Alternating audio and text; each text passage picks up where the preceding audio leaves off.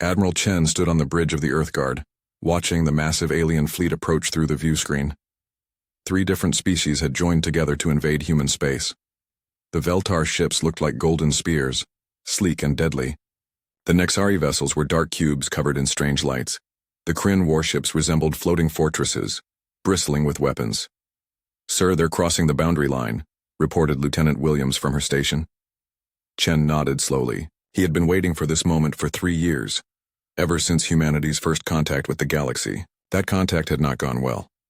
The aliens had laughed when Earth asked to join their galactic council as equals. They called humans primitive. They said Earth would make a good farming colony for their people. "Open communications," Chen ordered. The bridge crew worked quickly. Every human ship in the fleet received the signal. Every monitoring station throughout human space picked up the transmission. This message would reach every corner of the galaxy within hours. Chen straightened his uniform and looked directly into the camera. His voice was calm and clear when he spoke. "This is Admiral Chen of the Terran Defense Coalition. You are entering human space without permission. This territory belongs to humanity. Turn your ships around and leave immediately. This is your only warning." On the alien flagship, Commander Veltash watched the human message with his officers. The Veltar were tall, thin beings with golden skin and proud faces. They had conquered 40 star systems in the last century. "Look at this primitive fool," Veltash said, his voice full of scorn. "He thinks his backward species can threaten us." Captain Zephalon of the Nexari ship Dark Calculator studied the human transmission more carefully. The Nexari were short, gray creatures with large black eyes and brilliant minds. They built the best computers and sensors in the galaxy. "The human appears confident," Zephalon noted to his crew. "Perhaps they have prepared some defense, General." Thrakmore of the Kryn fleet laughed loudly when he heard the human warning. The Kryn were huge, muscular beings covered in thick scales. They lived for battle and had never lost a war. "Prepared defenses?" Thrakmore roared. "What can these soft pink creatures do against our fleets? We have 1,000 ships. They have one small world and no real technology." The 3 alien commanders quickly agreed to ignore the human warning. Their scouts had been watching Earth for months. Humanity had no faster-than-light travel. They had no energy shields. Their weapons were crude projectiles and simple lasers. The aliens expected to conquer Earth in a single day. Chen watched the alien fleet continue toward human space. He was not surprised. Humans had learned much about their new neighbors in the galaxy. The Veltar believed they were the perfect species, destined to rule all others. The Nexari thought intelligence gave them the right to control primitive beings. The Kryn respected only strength and saw kindness as weakness. "Sir, they're not turning back," Williams reported. "I didn't expect them to," Chen replied. "Send the signal to all stations. Operation Guardian begins now." Throughout human space, the message spread instantly. On hidden bases built inside asteroids, crews rushed to their positions. Ships that had been drifting silently in the dark powered up their engines. Weapons that had been waiting patiently for months began charging their systems. Captain Martinez sat in the command chair of the Retribution, one of humanity's newest destroyers. Her ship was completely invisible to alien sensors, hidden by technology the galaxy had never seen. She and her crew had been waiting in this exact spot for 2 years. "All systems green," reported her weapons officer. "Plasma cannons charged and ready." "Good," Martinez said quietly.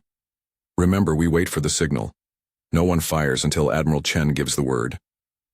The alien fleet moved deeper into human space, their commanders growing more confident with each passing hour. They saw no human ships, no defense stations, no signs of military preparation. Space appeared empty and defenseless. Commander Veltash stood on his bridge, admiring his fleet's formation. "The humans were wise to give us a warning," he told his officers. "It shows they understand we are superior. Perhaps we can make them into useful servants instead of destroying them completely." But Captain Zephalon felt increasingly worried as his sensors swept the empty space around them. "Something is wrong," he muttered to his science officer. "These humans sent a message across the entire galaxy. Why would they do that if they had no way to defend themselves?" His officer, a young Nexari named Kellup, studied his instruments carefully. "Sir, I'm detecting some unusual readings. Very faint energy signatures scattered throughout this region." "What kind of energy?" Zephalon asked. "I'm not sure, sir. The patterns don't match anything in our databases. They could be natural phenomena." General Thrakmore was having similar doubts on his flagship. Unlike the Veltar and Nexari, the Kryn had fought many wars. Thrackmore knew that confident enemies were usually dangerous enemies. "Deploy our scout ships," he ordered his tactical officer. "I want a full sweep of this area. If the humans have any surprises waiting, I want to know about them." The Kryn scouts spread out from the main fleet, their powerful sensors probing every asteroid and gas cloud. But they found nothing. Human technology was too advanced for alien sensors to detect. Admiral Chen received regular reports from his hidden ships and stations. The alien fleet was moving exactly where humanity wanted them to go. Every step brought them deeper into carefully prepared killing zones. "Admiral, the enemy fleet will reach Point 7 in 4 hours, reported his tactical officer commander. Park Chen nodded. Point 7 was where the trap would spring. It was a region of space that looked completely empty but actually contained 50 human warships and 30 heavily armed battle stations. "Signal all units," Chen ordered. 4 hours to contact. Everyone knows their assignments. Throughout human space, the final preparations began. Captain Hassan checked his boarding equipment for the 10th time. His marine unit would be responsible for capturing alien ships and taking prisoners. Lieutenant Torres ran diagnostics on her stealth destroyer's new gravitational weapons. Dr. Roberts made sure the medical bays were ready for human casualties. But most importantly, the message crews prepared their equipment. When this battle ended, humanity wanted every being in the galaxy to know exactly what had happened. The alien fleet continued its advance, completely unaware of what waited for them. Their commanders discussed how they would divide Earth's resources after their easy victory. The Veltar wanted the major continents for their colonies. The Nexari planned to use humans as test subjects for their experiments. The Kryn looked forward to a quick battle against weak opponents. Admiral Chen stood quietly on his bridge, watching the countdown timer. In a few hours, the galaxy would learn an important lesson about humanity. Humans did not make threats. They made promises. And when humans made a promise, they always kept it. The alien invasion fleet moved deeper into human space, confident in their power and certain of their victory. Behind them, the empty space began to fill with invisible watchers. Ahead of them, death waited patiently in the darkness. Commander Veltash studied the empty space ahead of his fleet with growing confusion. His ships had been traveling through human territory for 6 hours, and they still had not found a single human vessel or space station. The region looked completely abandoned. "Where are their defenses?" he asked his tactical officer. "Even primitive species usually have some kind of military presence near their homeworld." The officer checked his instruments again. "Sir, our sensors show nothing. No ships, no weapons platforms, no energy signatures of any kind. Perhaps the humans evacuated their territory when they saw our fleet approaching." Veltash felt pleased with this explanation. It made sense that inferior beings would run away when faced with superior force. "Of course they fled," he said proudly. "They saw our mighty fleet and realized they had no hope of victory." But on the Nexari flagship, Captain Zephalon was not convinced. His species had survived for thousands of years by being careful and intelligent. Something about this situation felt very wrong. "Kellup," he called to his science officer. "Run a detailed scan of that asteroid field ahead of us. Use our most sensitive equipment." The young Nexari worked quickly at his station. "Sir, the asteroids appear normal. Rock and metal, mostly iron and nickel. But I'm still detecting those strange energy readings I mentioned before." "Show me," Zephalon ordered. The main screen displayed the asteroid field in detail. To most observers it looked like any other collection of space rocks. But Zephalon had sharp eyes and long experience with dangerous situations. "Those asteroids," he said slowly, "their positions are too regular. Natural asteroid fields don't form perfect defensive patterns." General Thrackmore was also growing suspicious on his battleship. The Kryn warrior had fought in dozens of campaigns, and his instincts told him this felt like a trap.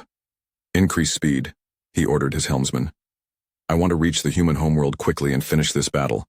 The longer we stay in this empty space, the more nervous I become." The combined alien fleet accelerated toward Earth, their ships spreading out in the attack formation designed to overwhelm any defenders. They had over 1,000 vessels, including massive dreadnoughts that could destroy entire cities with a single shot. Admiral Chen watched the alien approach from his command center deep inside an asteroid. His hidden base was one of 50 similar installations scattered throughout the region.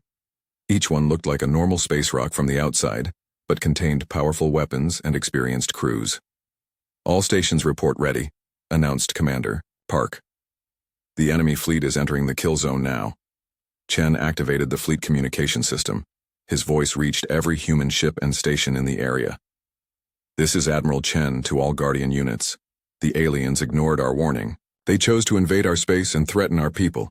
Show them what that choice costs." The trap sprang with deadly precision. Across the asteroid field, space suddenly came alive with activity. Rocks that had drifted peacefully for years split, open to reveal weapon batteries. Derelict ships that had looked abandoned for decades powered up their engines and weapons. The empty space filled with human warships appearing out of nowhere. Captain Martinez smiled grimly as her destroyer Retribution dropped its invisibility field. She had been waiting behind the Veltar flagship for 2 hours, close enough to see the alien bridge windows. "All weapons fire," she ordered calmly. Plasma cannons erupted from every direction. The Retribution's main guns punched through the Veltar flagship's shields like they were made of paper. Explosions rippled along the alien ship's hull as Martinez's crew targeted engines, weapons, and life support systems. Commander Veltash screamed in shock and pain as his bridge filled with smoke and sparks. Half his crew was dead or injured within seconds. The proud Veltar had never experienced such brutal, efficient violence. "Where did they come from?" he shouted at his surviving officers. "How did they get so close without our sensors detecting them?" Throughout the alien fleet, similar scenes played out. Human ships appeared from impossible hiding places and struck with devastating accuracy. The Nexari vessels, despite their advanced computers, found themselves outgunned and outmaneuvered by human technology they couldn't understand. Captain Zephalon tried desperately to coordinate a defense, but his fleet's formation collapsed under the human assault. "All ships emergency scatter pattern," he broadcast. "Retreat to minimum safe distance and regroup." But the humans had planned for this reaction. As the alien ships tried to pull back, they found their escape routes blocked by more hidden human vessels. What had seemed like empty space was actually a carefully constructed maze with no exits. General Thrackmore fought back with typical Kryn fury. His massive battleships fired everything they had at the attacking humans, their weapons lighting up space with deadly energy beams and explosive missiles. "Come and face us, cowards," he roared over the communication channels. "Stop hiding and fight with honor." Lieutenant Commander Hassan answered the Kryn general's challenge in the most direct way possible. His assault cruiser Thunderbolt charged straight at the Kryn flagship, its armor absorbing the alien weapons fire without slowing down. "Sir, they're targeting our engines," reported Hassan's weapons officer. "Let them try," Hassan replied. "All power to forward shields. Prepare boarding." But the Thunderbolt rammed through the Kryn defensive line like a spear through cloth. Hassan's ship latched onto the alien flagship with magnetic grapples and began cutting through the hull with plasma torches. Within minutes, human Marines were fighting Kryn warriors in the alien ship's corridors. The battle that the aliens expected to win easily turned into a nightmare of superior human tactics and technology. Every move they made had been predicted. Every strategy they tried had already been countered. The humans fought like they had been preparing for this exact battle for years, because they had been. Captain Torres brought her stealth destroyer Shadow, dance alongside a damaged Nexari cruiser. Her orders were to capture alien technology and take prisoners for questioning. The Nexari crew surrendered quickly when they realized their weapons couldn't penetrate human armor. "Secure the ship," Torres ordered her boarding party. "I want their computers intact and their officers alive. Command wants to know everything about their technology and their plans." As the battle raged around them, Admiral Chen remained calm and focused in his asteroid command center. This was not a desperate fight for survival. This was a carefully planned operation to send a message to the entire galaxy. "Status report," he requested. Commander Park checked his tactical display. 60% of the alien fleet destroyed or disabled.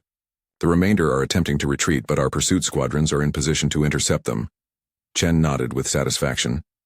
"Begin Phase 2. I want every alien ship accounted for. Not one vessel leaves human space." The message was clear and simple. Anyone who threatened humanity would face complete and total destruction. The galaxy needed to learn that humans kept their promises, especially the dangerous ones. The alien invasion fleet, once proud and confident, was being systematically destroyed by an enemy they had thought primitive and weak. The survivors would carry home stories of human weapons that bent the laws of physics and human warriors who fought without fear or mercy. Space around Earth became a graveyard of alien ambitions, and humanity's reputation began to spread across the stars. The battle had lasted only 4 hours, but it felt like days to the surviving alien commanders. What remained of their mighty invasion fleet was scattered across human space, burning and broken. Ships that had seemed invincible now drifted as twisted metal and cooling plasma. Commander Veltash clutched his wounded arm as he stumbled onto the bridge of his damaged flagship. Half his crew was dead, and the other half was badly injured. Emergency lights flickered in the smoke-filled command center.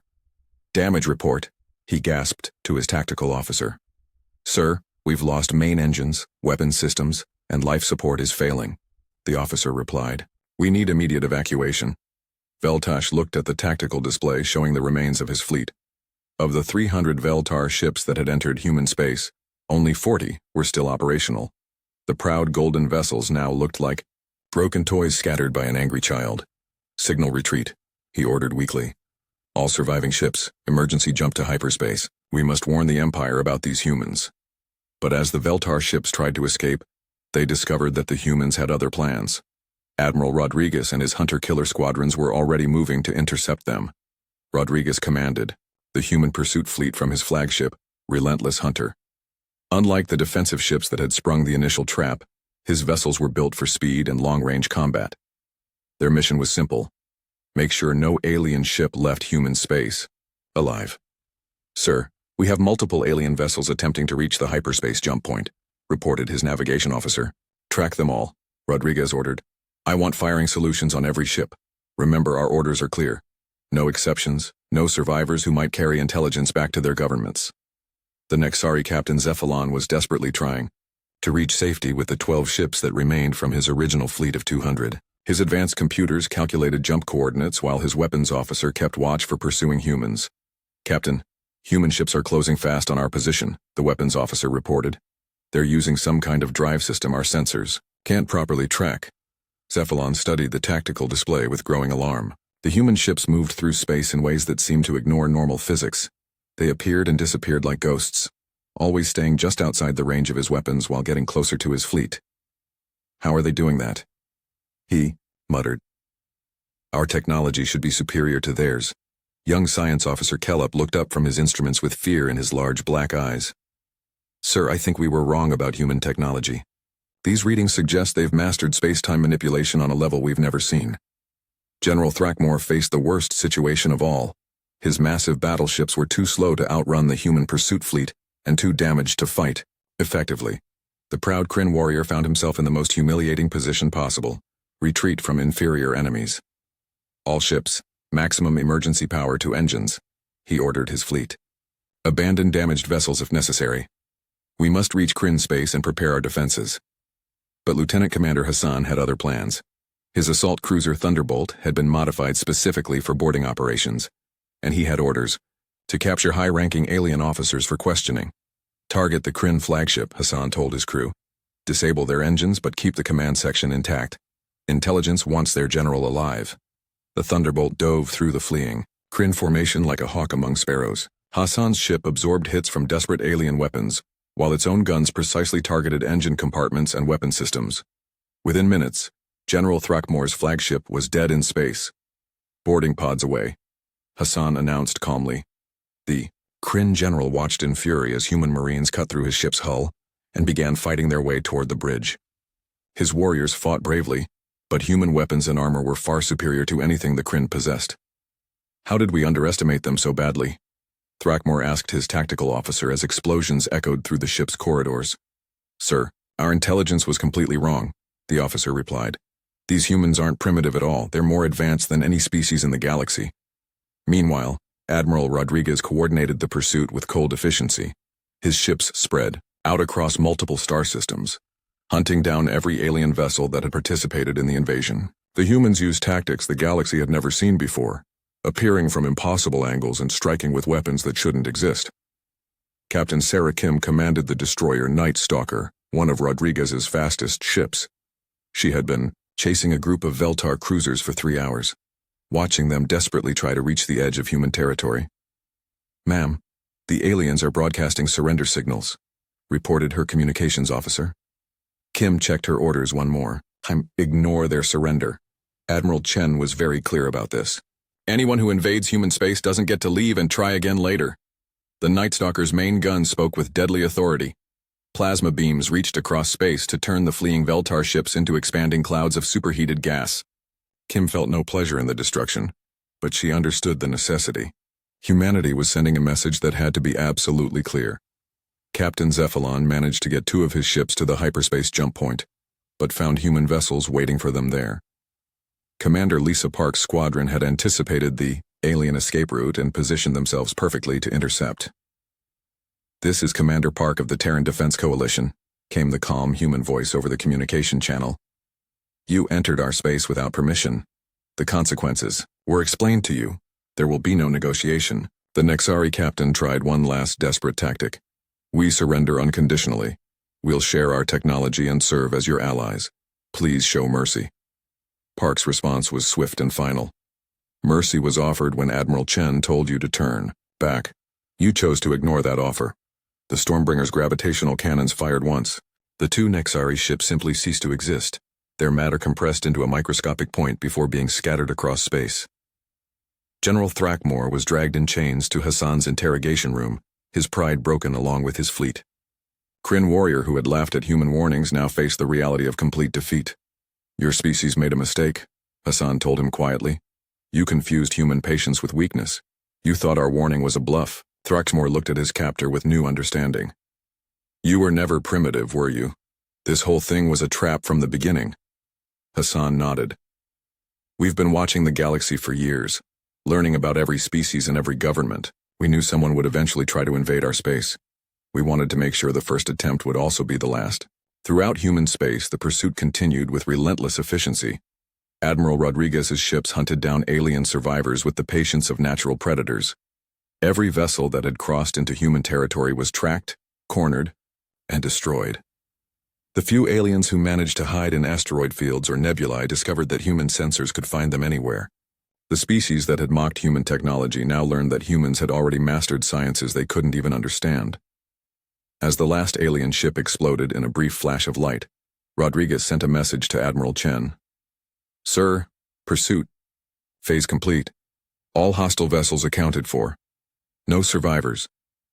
Chen received the report from his command center and allowed himself a small smile. The first part of humanity's message to the galaxy was complete. Now it was time for the second part, making sure everyone knew what had happened and why. The hunt was over. The lesson was about to begin. Commander Torres had been tracking the single Nexari scout ship for 6 hours through 3 different star systems.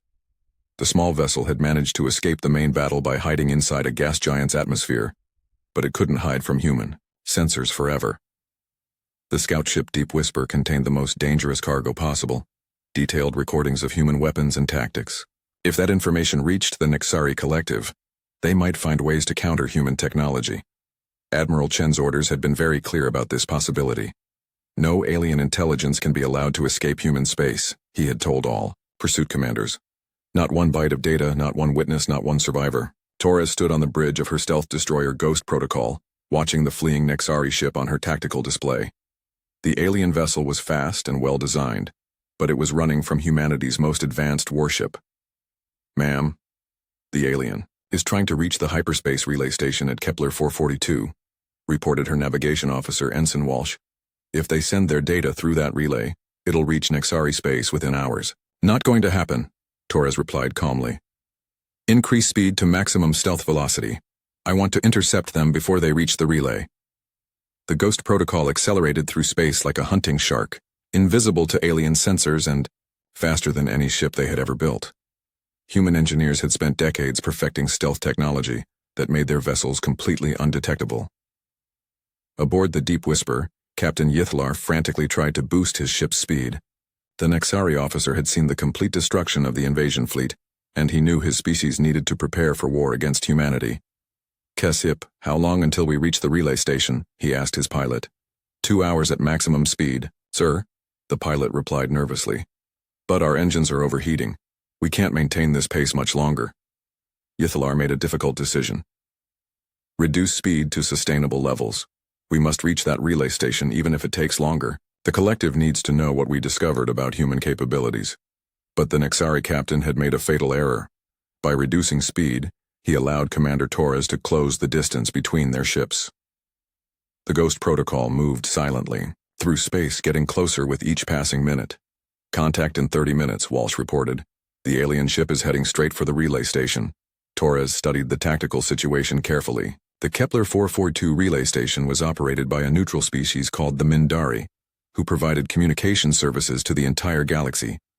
Destroying the station would send the wrong message about human intentions. "Prepare the gravitational lance," she ordered her weapons officer. "Single shot, minimum power setting. I want to disable their ship, not vaporize it."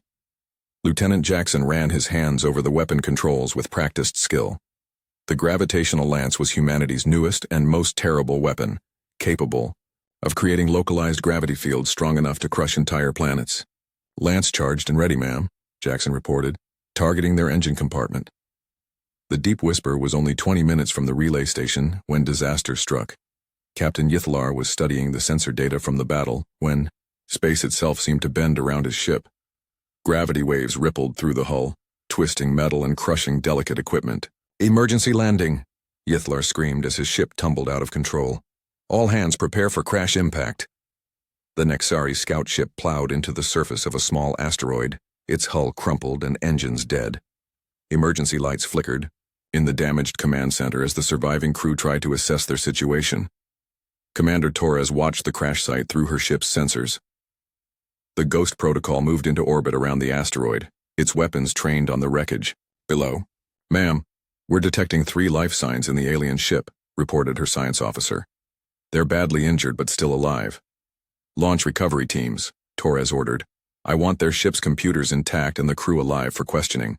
Be careful down there. Nexari are known to use suicide devices when captured." Master Sergeant Williams led the human recovery team through the twisted wreckage of the alien ship.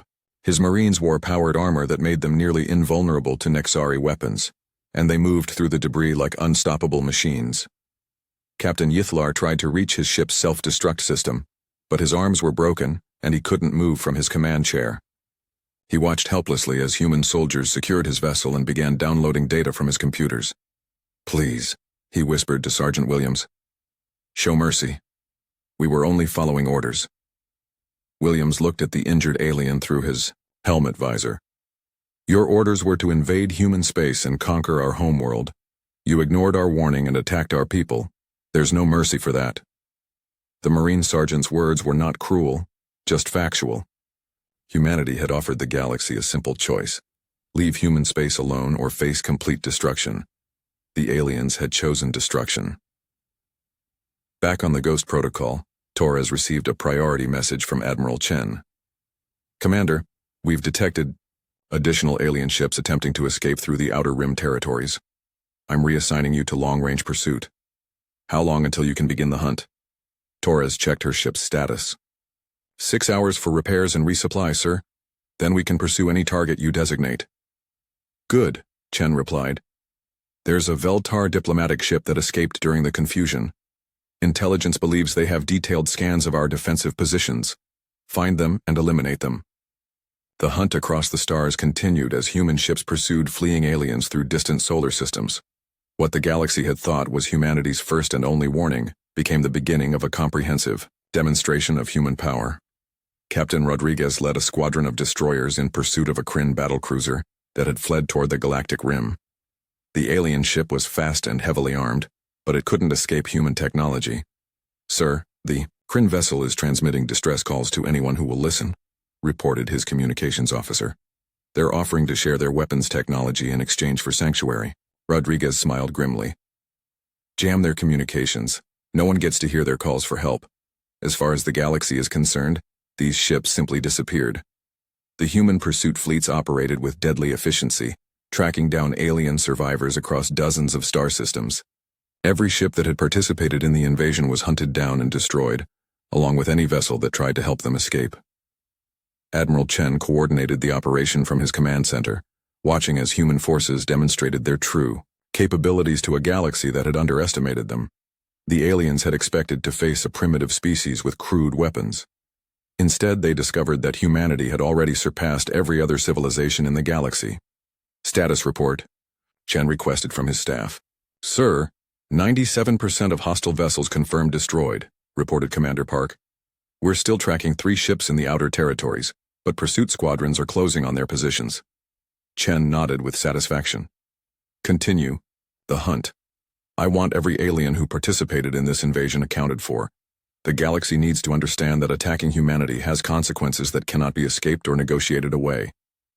The message was spreading even as the hunt continued. Neutral species throughout the galaxy detected the energy signatures of battle and began to realize that something unprecedented had happened in human space.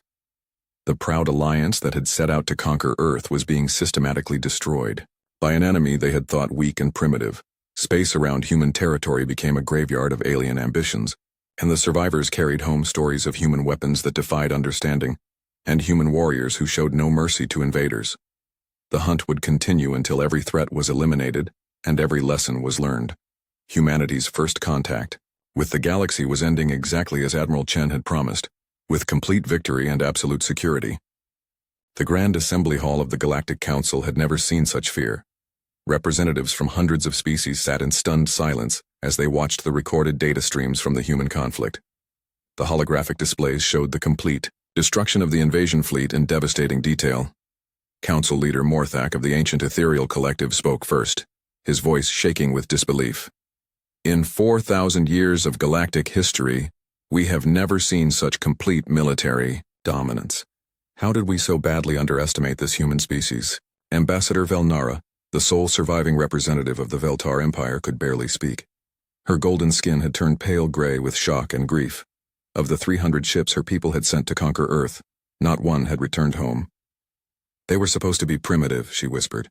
Our scouts reported crude weapons and no faster-than-light capability. How could we have been so wrong? The Nexari delegate Zephalon studied the tactical data with his species' famous analytical mind. His large black eyes reflected the horror of watching his people's finest ships destroyed like toys by an enemy they had thought inferior. The humans didn't just defeat our forces, he said quietly. They demonstrated technology that shouldn't exist. Gravitational weapons, perfect stealth systems, faster-than-light travel that surpasses our best designs. We're not dealing with a primitive species. We're dealing with the most advanced civilization the galaxy has ever seen. General Krathmore of the Kryn hegemony slammed his massive fist on his delegation table. The proud warrior's scales were scarred from recent battles, and his eyes burned with rage and humiliation. They hunted us like animals, he roared. Every ship that tried to escape was tracked down and destroyed. They showed no mercy, took no prisoners except for interrogation. This was not a battle. It was extermination. The council chamber filled with frightened murmurs as delegates absorbed the full scope of humanity's victory. Species that had ruled the galaxy for millennia suddenly found themselves afraid of a single world they had never heard of 6 months ago. Council leader Morthak called for order with visible effort. We must decide how to respond to this situation. Do we attempt diplomatic contact with these humans? Do we prepare for war? Do we simply avoid their territory entirely? Before anyone could answer, every screen in the chamber flickered and went dark. Security officers rushed to their positions, thinking the building was under attack. Then the screens came back to life, showing a human face that many delegates recognized. Admiral Chen sat calmly at his desk on the bridge of the Earthguard, looking directly into the camera with steady, confident eyes. Somehow the humans had infiltrated the most secure communication system in the galaxy. Greetings to the Galactic Council, Chen said in perfect galactic standard language. I am Admiral Chen of the Terran Defense Coalition. I understand you have questions about recent events in human space. The council chamber erupted in panic. If humans could access their most protected communications, what else could they do? How long had humanity been watching and listening to galactic affairs? Morthak struggled to maintain his composure. Admiral Chen, how are you able to communicate with us? This system is supposed to be impossible to breach. Chen's expression didn't change. Your technology is adequate for your current needs, but humanity has moved beyond such limitations. We've been observing galactic affairs for several years, learning about your governments, your military capabilities, and your intentions toward other species. Ambassador Velnara found her voice despite her fear. What do you want from us? Why did you destroy our fleet so completely? We wanted nothing from you, Chen replied calmly. We offered you the opportunity to leave our space peacefully. Your governments chose to ignore that offer and attempt conquest instead. The consequences were explained in advance. The Kryn General Krathmore leaned forward aggressively. Are you threatening the entire galaxy? Do you plan to conquer us all? Chen shook his head slowly. Humanity has no interest in conquest or empire. We simply want to be left alone to develop our civilization in peace. However, we will defend ourselves against any threat with whatever force is necessary. Cephalon studied the human admiral with growing understanding. This whole conflict was a demonstration, wasn't it? You could have destroyed our fleets without any of us knowing what happened. Instead, you made sure the entire galaxy would witness your capabilities. Very perceptive, Chen acknowledged. We wanted to establish clear boundaries and expectations. Anyone who respects human territory and sovereignty will find us to be peaceful neighbors. Anyone who threatens our people or our worlds will face complete destruction. The council chamber fell silent as delegates absorbed the implications of Chen's words. Humanity wasn't interested in joining galactic civilization as equals or subjects. They were establishing themselves as the dominant power and making it clear that their dominance was absolute. Morthak spoke carefully, choosing his words with extreme caution. What are your terms for peaceful coexistence, Admiral? The terms are simple, Chen replied. Human space is clearly marked and defined. No vessel enters our territory without explicit permission. No species attempts to establish colonies or military bases within 50 light-years of our borders. No government attempts to interfere with human affairs or threaten human citizens. And in return? Asked the ethereal collective leader. In return, humanity will remain within our own territory and pursue our own interests. We will not interfere with galactic politics or attempt to control other species. We seek isolation, not domination. But Chen's next words sent a chill through the entire assembly. However, if any species or government violates these terms, the response will be swift and complete. We will not offer warnings or negotiate compromises. Threats to humanity will be eliminated immediately and totally. The message was perfectly clear. Humanity offered the galaxy a choice: leave them alone and live in peace, or threaten them and face extinction. There were no other options. In the weeks that followed, the story of the human victory spread throughout galactic civilization. Trade routes were redirected to avoid human space. Military academies studied the battle recordings, trying to understand weapons and tactics that seemed to defy the laws of physics. The three species that had attempted to invade Earth found themselves isolated and weakened. Other governments distanced themselves from the former aggressors, afraid that association with them might anger the humans. On a dozen worlds, alien scientists worked desperately to understand how humanity had achieved such technological superiority. But their efforts were hopeless. Human science was based on principles that the galaxy's greatest minds couldn't even comprehend. Admiral Chen stood on the observation deck of humanity's primary defense station, looking out at the stars. His species had achieved something unprecedented in galactic history: complete security through overwhelming strength. The communication console behind him chimed softly. Admiral, we're receiving diplomatic requests from over 200 species. They all want to establish peaceful relations with humanity. Chen smiled slightly. Standard response to all requests. We appreciate their interest in peaceful coexistence. Human space remains closed to all foreign vessels. We will contact them if we ever decide to change that policy. The galaxy had learned its lesson. Humanity's borders were inviolate. Their technology was superior. Their military was unbeatable. Most importantly, their promises were always kept. In the depths of space, automated monitoring stations watched the approaches to human territory. Advanced sensors tracked every ship within 100 light-years of Earth. Weapon platforms waited patiently for any sign of threat. The galaxy had a new reality to accept. There was a species among the stars that asked for nothing except to be left alone. But any being foolish enough to disturb that peace would discover that humans kept their word, especially when that word was a promise of destruction. Space around human territory remained quiet and empty. No one entered human space uninvited, because everyone now understood the simple truth that Admiral Chen had tried to explain from the beginning. Some invitations could not be refused. Some warnings could not be ignored. And some species should never be underestimated, especially when they had already told you exactly what would happen if you made that mistake.